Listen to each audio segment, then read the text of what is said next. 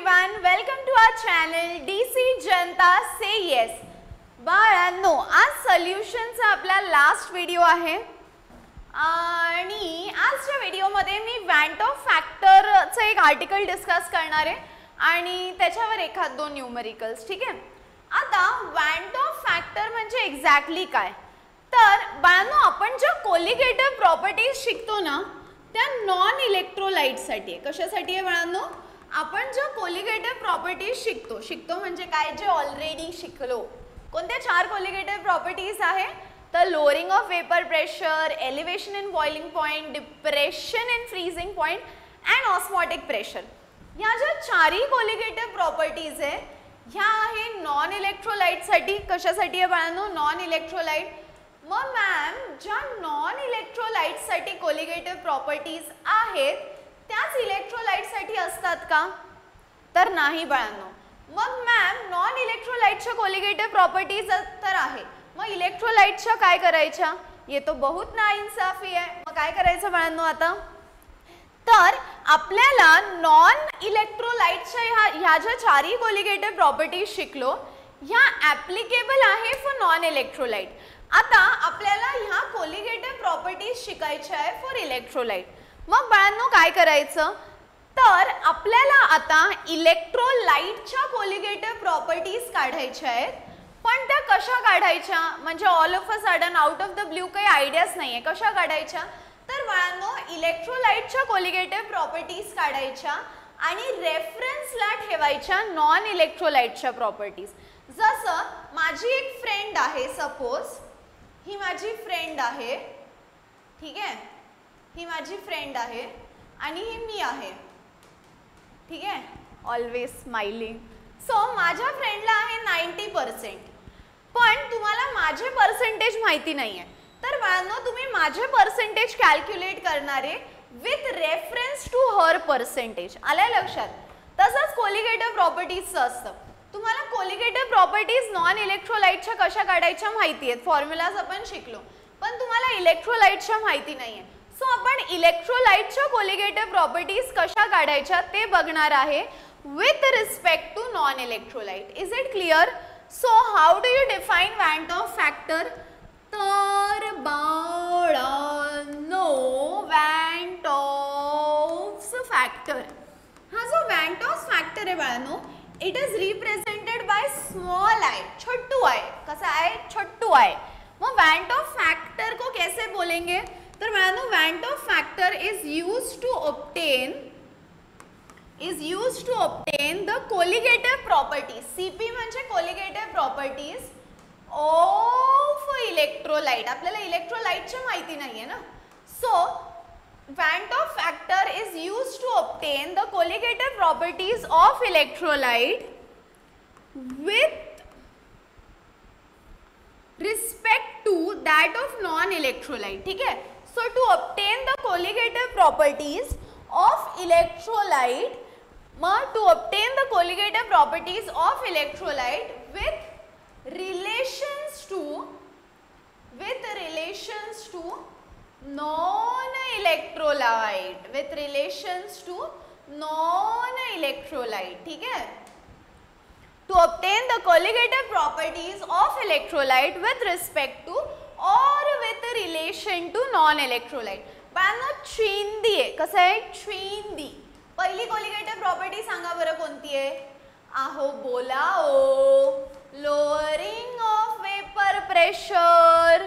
मग आता बाळांनो तुम्ही जर माझे सगळे व्हिडिओज बघितले असतील तर आय कॅन गॅरंटी तुम्हाला फॉर्म्युला लिस्ट लर्न असेल जर तुम्ही पॉज करून पूर्ण फोकस व्हिडिओवर ठेवून नोट्स काढले असतील.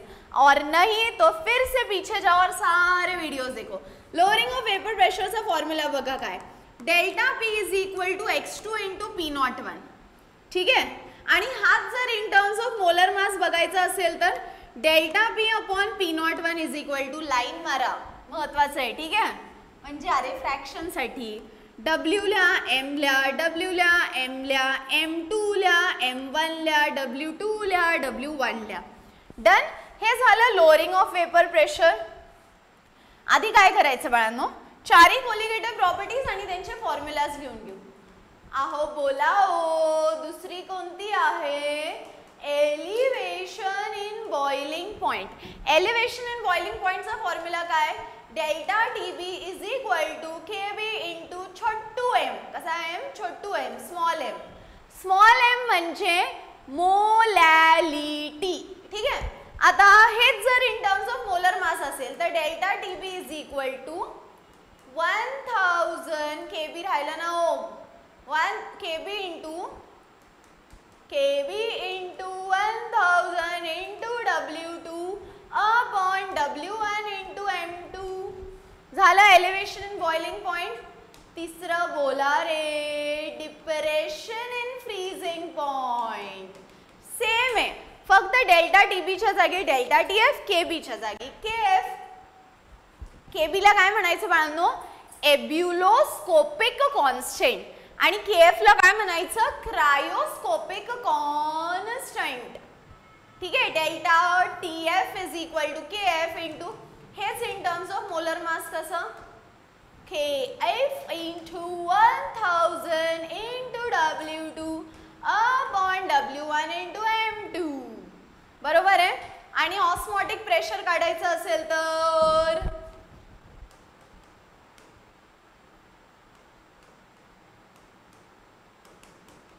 आहो बोला, pi is equal to, you know pi is equal to MRT किंवा त्याला CRT पण लिहितो. आणि हेच in terms of molar mass कसं? W2 upon M2 RT into V. RT into V. बाळांनो हे झाले लोअरिंग ऑफ वेपर प्रेशरचे फॉर्म्युलाज. आता तुम्ही म्हणणार मॅम मग याचे मॉडिफाईड फॉर्म्युलाज काय? बाळांनो मॉडिफाईड फॉर्म्युलाजचा अर्थ होतो in terms of want Hoff factor. हे काय तर चिंदी आहे. कसं आहे बाळांनो? चिंदी. हे सगळे लिहून टाका. हे लिहिले तर ह्या सगळ्यांना मल्टिप्लाय करा बाय स्मॉल आय. या सगळ्यांना मल्टिप्लाय करा बाय स्मॉल आय. कसा आय? छोटू आय बाळांनो, छोटू आय. सगळ्यांना मल्टिप्लाय करा बाय छोटू आय. व्हॉट इज छोटू आय? छोटू I is van't Hoff factor. So multiply all these formulas by small I and that gives you your modified formulas. म्हणजेच for want of factor. So काहीच नाही करायचं, सगळे formulas ते आहे, फक्त multiplied by Chhotu I. Is it clear बाळांनो? Yes or no? Is it clear? Guys take a screenshot so I will move on to the next article.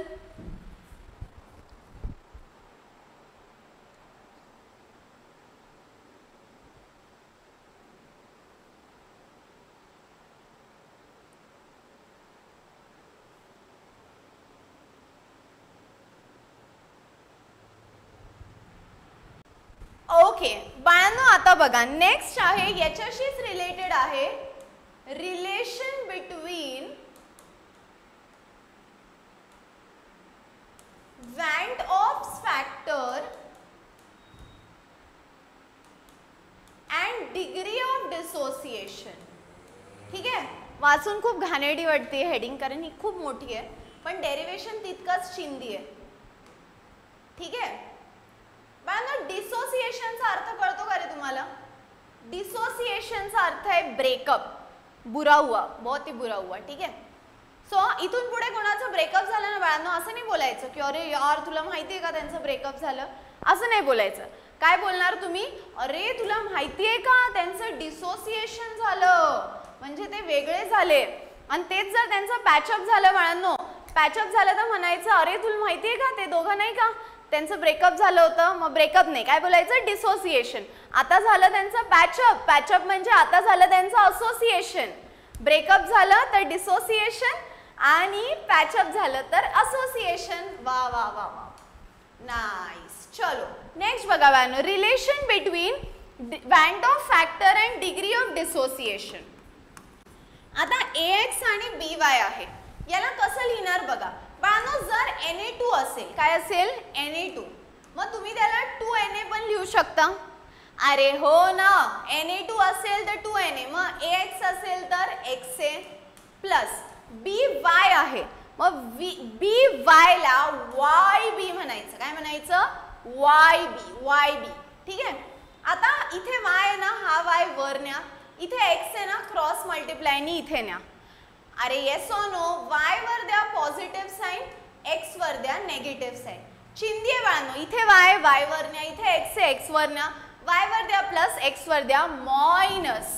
आता बघा बाळांनो, इनिशियल क्वांटिटी जेव्हा रिॲक्शन सुरूच नाही झालेली आहे, मी रिॲक्टंटचा घेतला 1 मोल, क्वांटिटी किती घेतली 1 मोल. बाळांनो मला एक सांगा, रिॲक्शन सुरूच नाही झाली तर रिॲक्टंट जास्त असतं आणि प्रॉडक्ट कमी.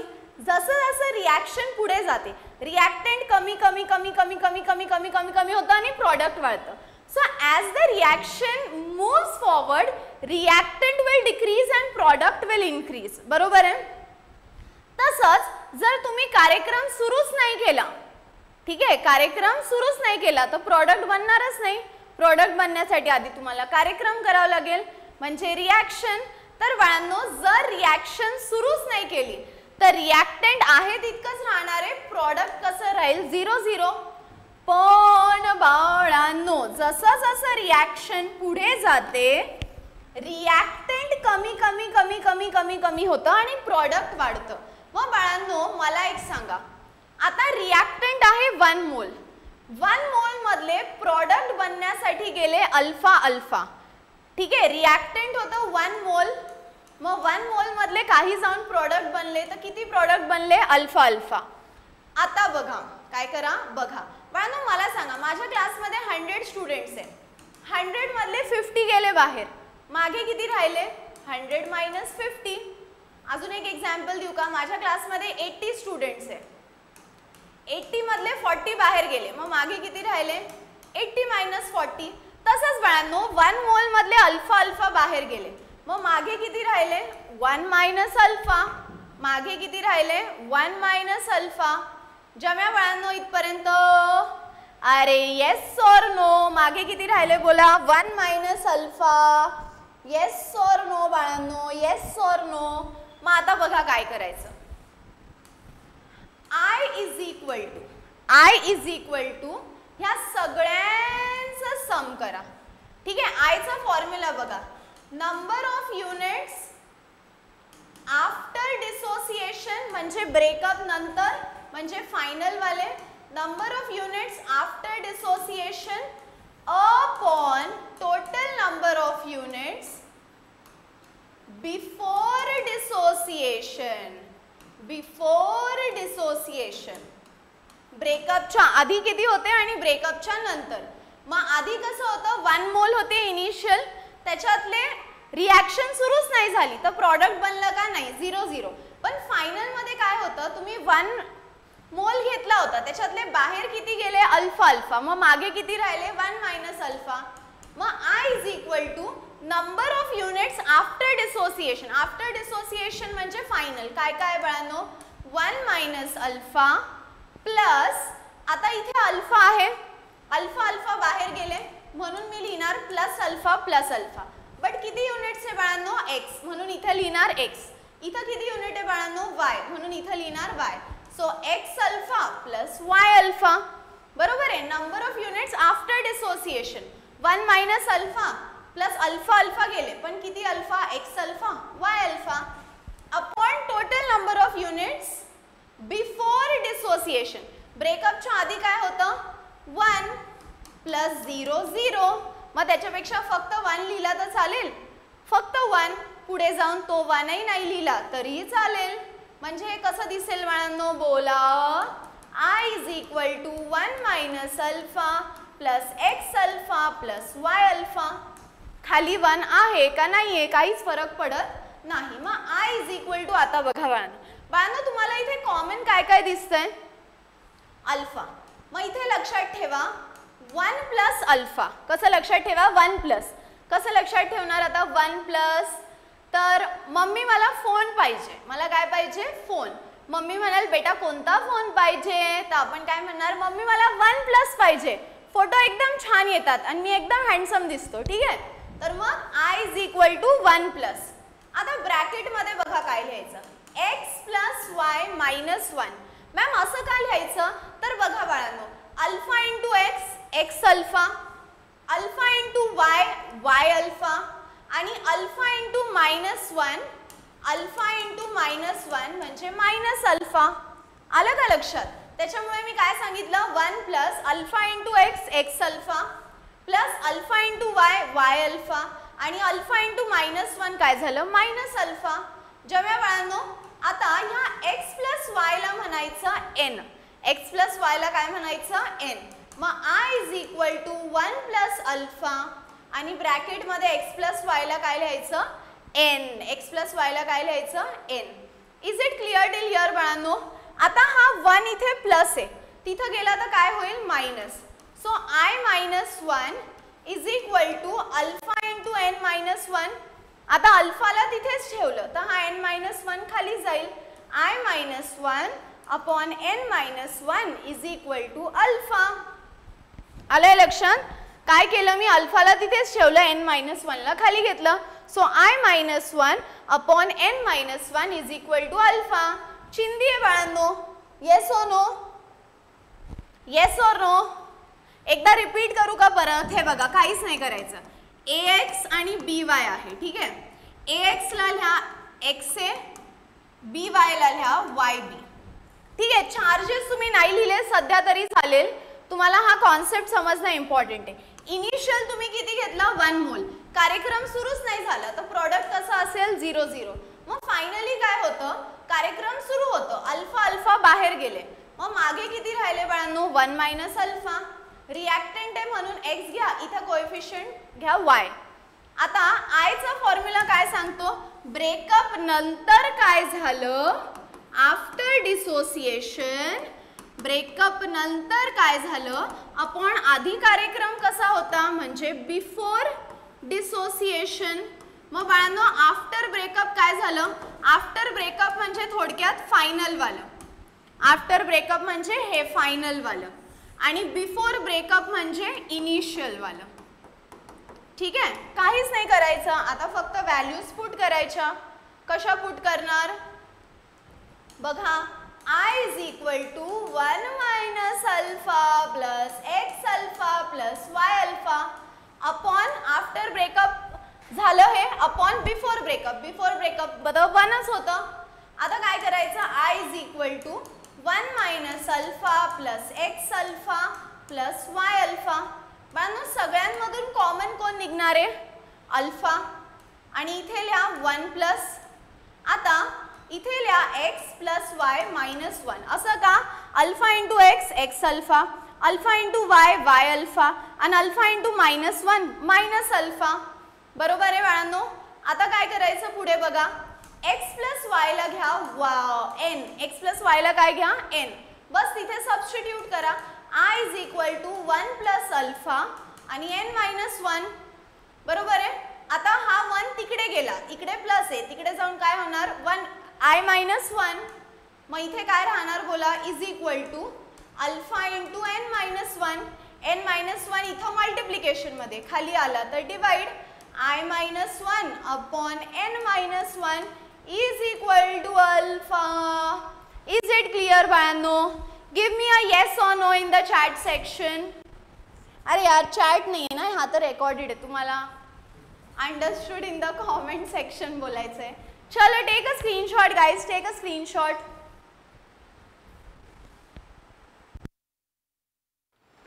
ओके बाळांनो आता next is a numerical. Please see the numerical.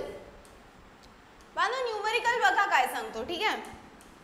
आता आपल्याला काय करायचं आहे अ 0.15 मोलर ॲक्वियस सोल्युशन म्हणजे गिवन काय बोला मोलल दिलंय ना, स्मॉल m चा अर्थ आहे मोलल. मोलललाच तुम्ही कॉन्सन्ट्रेशन घेतलं तरी चालेल विच इज 0.15. 0.15 freezes at -0.510 -0.510. बाळांनो आता बघा फ्रीजिंग मध्ये they have given you only 1 temperature. मग एकच टेम्परेचर दिलेला असेल तर काय करायचं तर बाळांनो जेव्हा एकच टेम्परेचर दिलेला असेल ती व्हॅल्यू असते TF ची. कन्फ्यूज नाही व्हायचं. जर एक टेम्परेचर दिला असेल तर ती व्हॅल्यू असते TF ची. मग मॅम TF ची व्हॅल्यू दिली आहे, मग T0F ची आम्ही काय कन्सिडर करायची तर बाळांनो T0F ची व्हॅल्यू तुम्ही कन्सिडर करायची 0 डिग्री सेल्सिअस. जो एक टेम्परेचर दिला असेल तो असेल TF मग दुसरा तर दिलेला नाहीये टी नॉट एफ, त्याला अज्युम करा 0 डिग्री सेल्सिअस. के एफ ची व्हॅल्यू तुम्हाला लक्षातच ठेवावी लागेल बाळांनो, even if it is not given in the question. खरं तर ती दिलेली नसते, मी इथं ब्रॅकेटमध्ये लिहिली आहे. के एफ ची व्हॅल्यू घ्यायची आहे 1.86. 1.86. आणि आता टू फाइंड काय काय आहे बघा क्वेश्चनमध्ये. टू फाइंड दोन गोष्टी आहे बाळांनो. काय? Calculate I and osmotic pressure. So you have to find I म्हणजे वॅन ऑफ फॅक्टर आणि you have to find pi म्हणजे ऑस्मॉटिक प्रेशर. आय पाय काढायचं. काय काढायचं आहे? I pi. I pi. I is one of factor, pi is osmotic pressure. आता how to calculate. बाळांनो आय दिलेला आहे म्हणजे तुम्हाला यूज करायचा आहे delta T F is equal to K F into small M आणि I into I. Modified formula use करायचा आहे. आय काढायचा आहे ना, so modified formula. Ma'am delta T F ची व्हॅल्यू कशी काढायची? तर बाळांनो delta T F is equal to T not F minus T F. म्हणजे काय झालं? 0 minus 0.510 degree Celsius. So in short your delta T F ची व्हॅल्यू झाली 0.510 डिग्री सेल्सिअस. किती झाली? 0.510 डिग्री सेल्सिअस. व्हॅल्यू सबस्टिट्यूट करा बरं. थांबा पण. Delta T F is equal to K F into M into I. बाळांनो तुम्हाला आय काढायचं आहे ना, मग आयला तिथेच ठेवा. ह्या दोघांना मल्टिप्लिकेशन मध्ये खाली शिफ्ट करा division. Delta T F upon K F into small I. बाळांनो डेल्टा टी एफ आता काढला ना 0.510 अपॉन के एफ किती होता? 1.86 इंटू एम किती होता आठवा बरं? आय थिंक 0.15 होता. चेक करा बरं. 0.15 होता का? हो. बस मल्टिप्लाय करा, अनडिवाइड करा आणि ही व्हॅल्यू कोणाची आली? आयची. चलो give me the answer in the chat section लवकर. What is the value of I बाळांनो? बोला what is the value of I? Yes लवकर लवकर लवकर. किती आहे? 1.828. आयची व्हॅल्यू आली बरोबर आहे. आता काढायचं आहे ऑस्मॉटिक प्रेशर. ऑस्मॉटिक प्रेशरचा फॉर्म्युला आहे pi is equal to M R T आणि मॉडिफाईड आहे म्हणून आय यूज करा, कारण पहिले तुम्हाला आयची व्हॅल्यू काढायला सांगितली ना, सो तुम्हाला मॉडिफाईडच यूज करायचं आहे. Pi is equal to M. M म्हणजे किती घेणार बाळांनो? एम म्हणजे सीज घ्यायचा. एम म्हणजे काय घ्यायचा? सीज घ्यायचा. बरोबर आहे. मग बोला बरं सी म्हणजे किती आहे तुमचं? 0.15. आर म्हणजे युनिव्हर्सल गॅस कॉन्स्टंट आहे, त्याची व्हॅल्यू तर फिक्स्ड आहे 0.0821. टेम्परेचर 0 डिग्री दिलं होतं क्वेश्चन मध्ये, तर तुम्ही घेणार 273.15 आणि आयची व्हॅल्यू 1.828. काढा बरं बाळांनो पाय. काढा बरं पाय लवकर. काय काढा? पाय.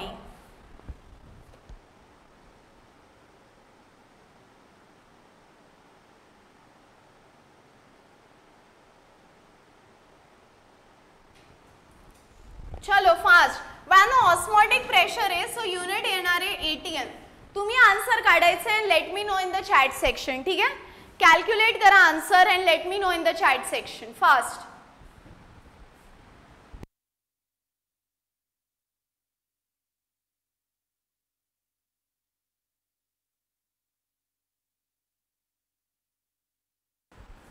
ओके बाळांनो, I want you to tell me the answer in the chat section. बरं आता मी या टॉपिकवर अजून क्वेश्चन्स डिस्कस नाही करणार आहे, बट या टॉपिकवर कसे कसे आणि कुठून कुठून क्वेश्चन्स येतात ते मी सांगणार आहे. म्हणजे in short entire summary and like questions कशा टाईपचे येतात. 1 मार्क्ससाठी बाळांनो ते तुम्हाला विचारू शकतात व्हॉट इज केबी. केबीला म्हणतात ebullioscopic constant. So they can tell you explain what is ebullioscopic constant, किंवा ते सांगतात KF म्हणजे व्हॉट इज क्रायोस्कोपिक कॉन्स्टंट.